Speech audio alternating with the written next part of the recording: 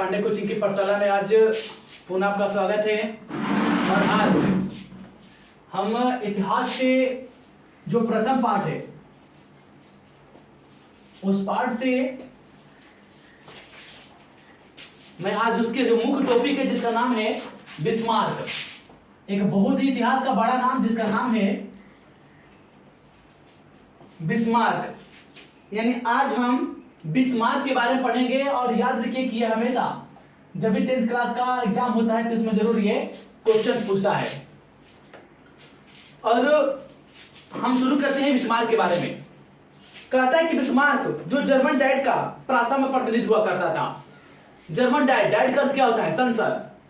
Diet का अर्थ क्या होता है? यानी कह रहा है कि डाइट का अर्थ क्या होता है? तो डाइट का अर्थ होता है संसद, ठीक है ना। यानी कहता है कि बिस्मार्क जो था वो जर्मन डाइट, जो जर्मन की जो संसद थी उसमें प्रासा के प्रतिनिधि के तौर पर वो जुड़ा हुआ था। प्रारंभ से ही वो हीगल के विचारों से प्रभावित था। ये क्वेश्चन आता है कि जो बिस्मार्क था ये किसके विचार से प्रभावित था? तो हीगल के विचार से क्या था? प्रभावित था। यानी जो ये बिस्मार्क है, ठीक है ना, जो ये बिस्मार्क है वो किसके विचार से प्रभावित था? तो हीगल के विचारों से क्या था? प्रभावित था। और जर्मन संसद डाइट में अपनी सफल कूटनीति का परिचय देता रहा था। यानी जब भी वह डाइट, यानी डाइट किसको कहते हैं? जो जर्मन की जो संसद होती है उसको हम डाइट कहते हैं। और जब भी वो जर्मन डाइट में जाता था तो वहां पर अपनी जो कुशलता है, जो कूटनीतिक का जो परिचय होता है, वो बिस्मार्क बेखूबी से क्या करता था? जर्मन की संसद में अपने कूटनीति का जो परिचय होता था उसको देने का काम करता था। वो निरंकुश और राजतंत्र का समर्थन करते हुए जर्मनी का एकीकरण का प्रयास में जुट गया, ठीक ना। वो निरंकुश था, यानी उस पर जो उसका विचार था, क्वेश्चन आता है कि बिस्मार्क किस विचार का व्यक्ति था? तो बिस्मार्क निरंकुश विचार का व्यक्ति था। और फिर वह लोकतंत्र का बहुत बड़ा मानने वाला व्यक्ति था। वह चाहता था कि यहां पर शासन कोई भी करे, लेकिन वो शासन का जो पद्धति होना चाहिए वो कैसा होना चाहिए? लोकतंत्र के रूप में वह होना चाहिए। कहता है कि वह उसकी कूटनीति सफलता, चाहे उदारवादी हो, राष्ट्रवादी हो या कट्टरवादी हो, राष्ट्रवादी सभी उसे विचारों का समर्थक समझते थे। यानी जितने भी लोग थे जर्मनी में, जितने भी लोग थे, सब के सब लोग क्या करते थे? यानी बिस्मार्क को एक तरह से बहुत ज्यादा मानते थे। और बिस्मार्क क्योंकि कारण था कि उसके पास दिमाग था और अपने दिमाग से कोई भी व्यक्ति क्यों ना हो उसको हमेशा प्रभावित करने का कोशिश किया है। बिस्मार्क जर्मन एकीकरण के लिए सैन्य शक्ति का महत्व समझता था। बिस्मार्क को पता था कि अगर जर्मनी का हमें एकीकरण करना है, बिस्मार्क समझता था कि अगर जर्मनी का एकीकरण करना है तो उसके लिए क्या है? सबसे पहले सैन्य शक्ति। वह जानता था कि अगर जर्मनी का एकीकरण करना है तो उसके लिए जरूरी क्या है? सैन्य शक्ति जरूरी है। इसलिए सबसे पहले क्या किया? उसने सैन्य शक्ति पर काम करना शुरू किया। इसके लिए उसने रक्त और लोह नीति का क्या किया? अवलंबन किया। एक क्वेश्चन आता है कि रक्त एवं लोह नीति का अवलंबन किसने किया था? तो इसका अवलंबन किया था बिस्मार्क ने किया था। यानी सबसे पहले जो जर्मनी का एकीकरण करना चाहता था तो इसके लिए उसको पता था बिस्मार्क को कि अगर जर्मनी का एकीकरण करना है तो सबसे पहले हमें सैन्य रूप से मजबूत होना है। और इसीलिए क्या किया? उसने अपना एक अलग सा संगठन बनाना शुरू किया। और सबसे पहले एक संगठन बनाया, उस संगठन का नाम दिया रक्त एवं लोह नीति। इसका वो अवलंबन करता है, एक नीति इसमें बनाता है।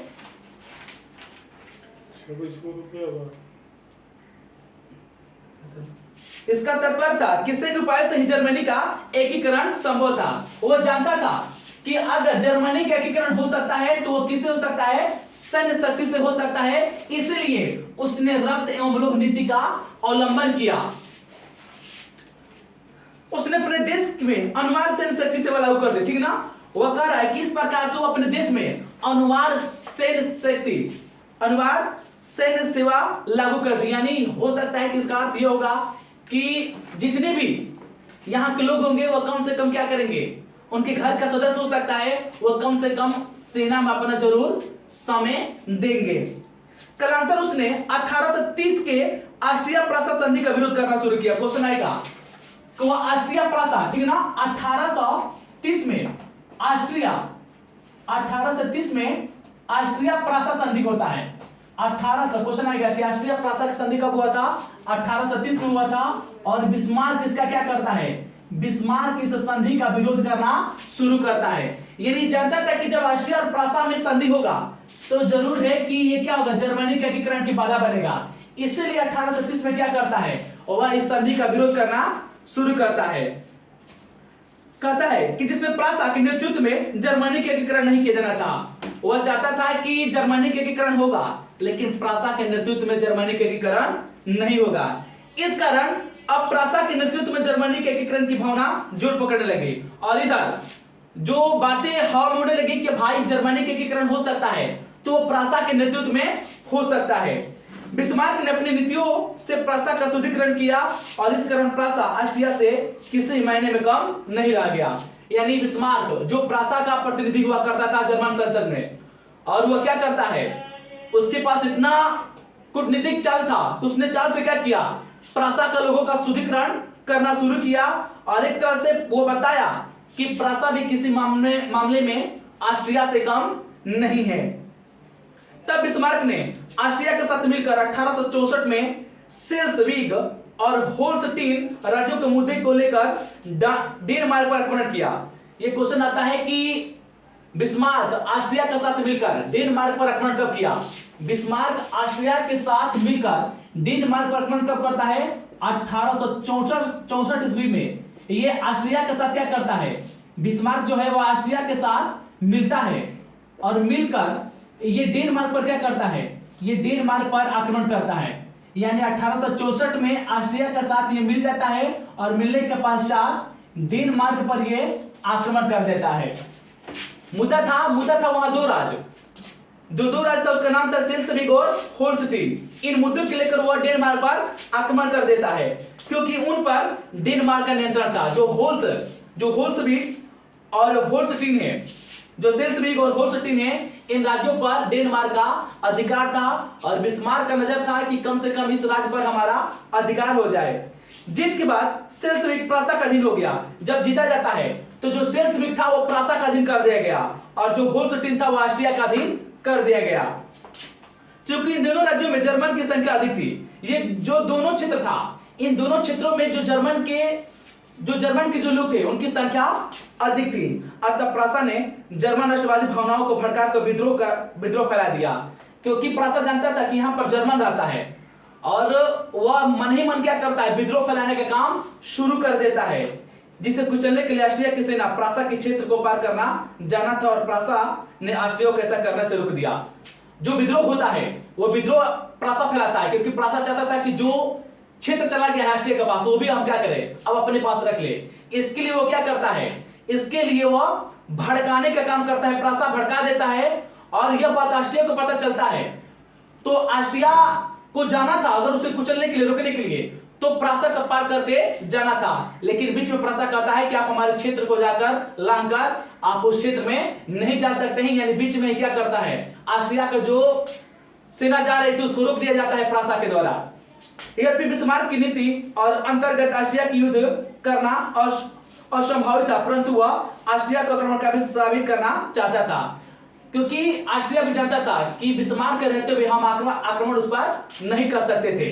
यह ऑस्ट्रिया को भली भांति पता था और यह जो बिस्मार्क था वह चाहता था कि किसी प्रकार से कुछ हम ऐसा करें कि जो ऑस्ट्रिया है वो प्रासा पर आक्रमण करे, क्योंकि वह चाहता था कि किसी प्रकार से इसको हम आक्रमण साबित कर देंगे तो हमारे इसके विरोध में हमारी ओर से कुछ देश शामिल हो जाएंगे।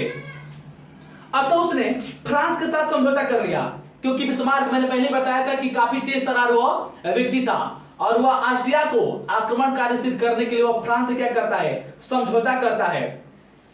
ऑस्ट्रिया प्रासा युद्ध में फ्रांस क्या करेगा, तटस्थ रहेगा, यानी वहां पर खड़ा रहेगा।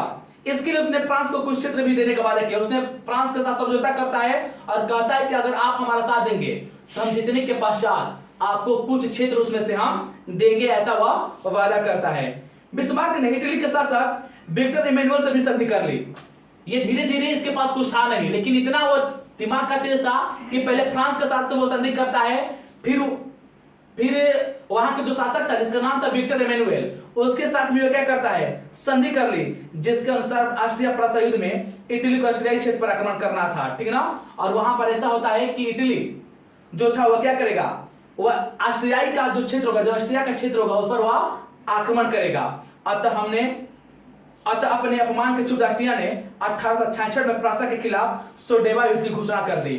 क्वेश्चन आएगा कि ऑस्ट्रिया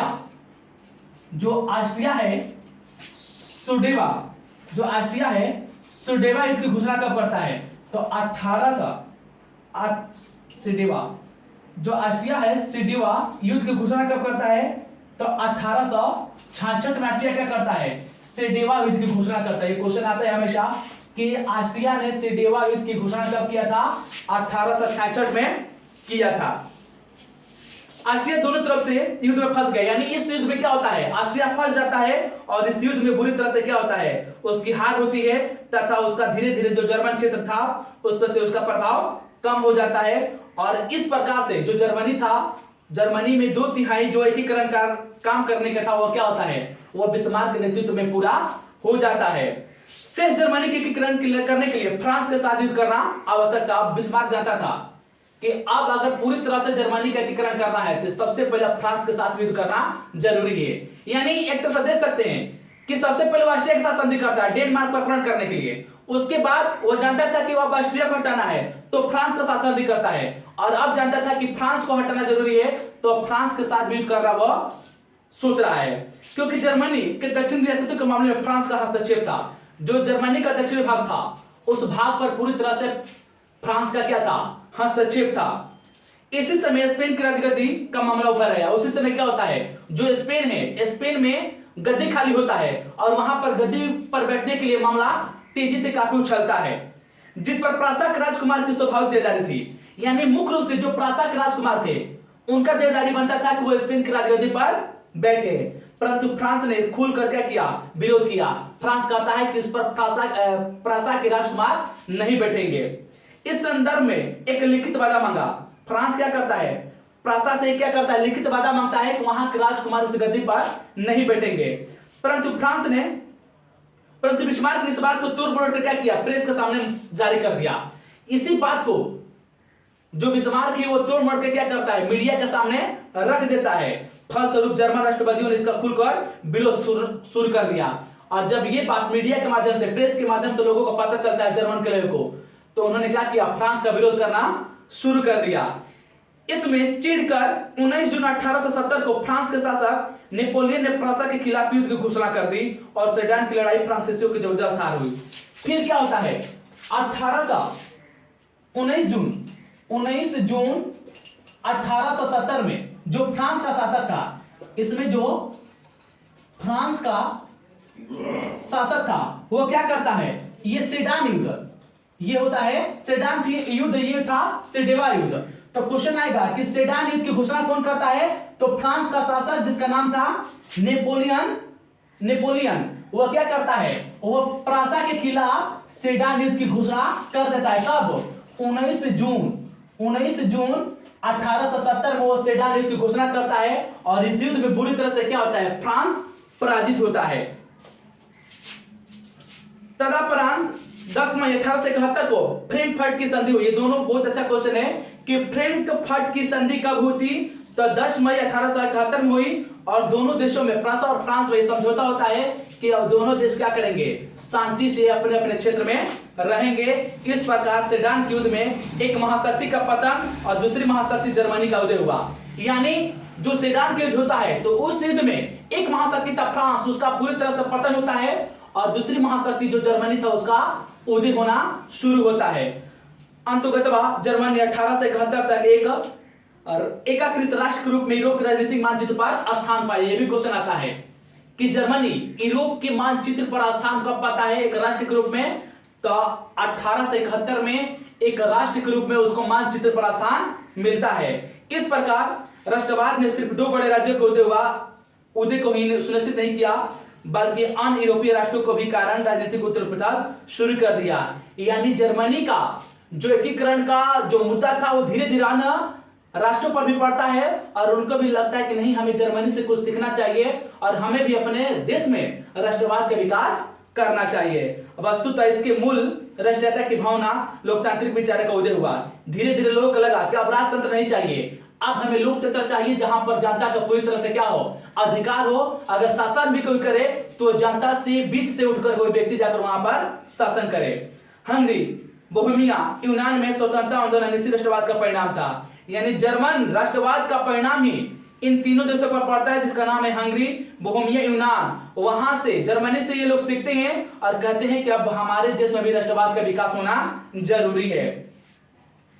इसी प्रभाव से ओटोमन साम्राज्य के पतन की कहानी अंतिम रूप दिया गया और धीरे धीरे वहां पर ओटोमन साम्राज्य था, धीरे धीरे वहां भी क्या होता है, उसका पतन शुरू हो जाता है। बाल्कन क्षेत्र में राष्ट्रवाद का प्रसार स्लाव जाति का संगठित कर सर्बिया का जन्म दिया। बाल्कन एक क्षेत्र था, वहां पर जर्मनी में एक बाल्कन क्षेत्र था, उस क्षेत्र में एक स्लाव जाति थी, उसको वहां पर क्या किया, संगठित करने का काम किया गया और फिर वहां पर क्या होता है, सर्बिया का जन्म यानी एक तरह से उत्पत्ति होने का काम किया जाता है। तो ये था बिस्मार्क। सबको पता चला कि बिस्मार्क कैसा व्यक्ति था।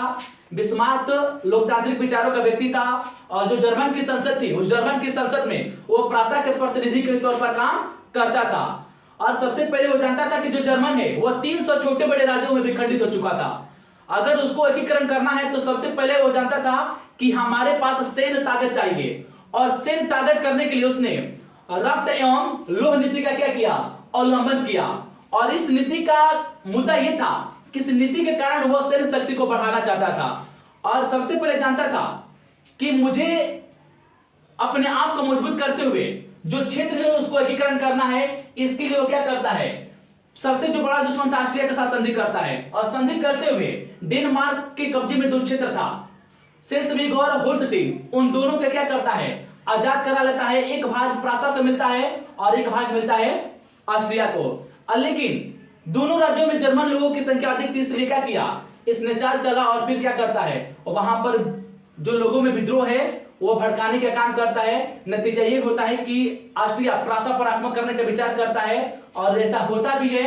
जहां पर सुडेवा युद्ध होता है 1866 में, इस युद्ध में क्या होता है, ऑस्ट्रिया की हार होती है क्योंकि जो बीच में था वो फ्रांस खड़ा था, इसके कारण वहां पर इसकी हार होती है।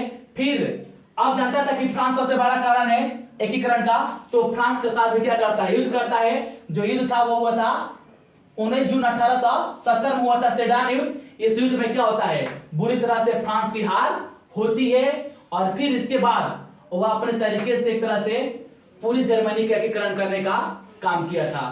तो उम्मीद है कि यह वीडियो आपको जरूर पसंद आया होगा। प्लीज हमारे चैनल को जरूर सब्सक्राइब करें और जितना हो सके आप हमारे वीडियो को जरूर शेयर करें। और जो भी अगर सोशल साइंस, हिंदी या संस्कृत संबंधित कोई आपके मन में प्रश्न है तो जरूर आप कमेंट के माध्यम से हमें पूछ सकते हैं। धन्यवाद।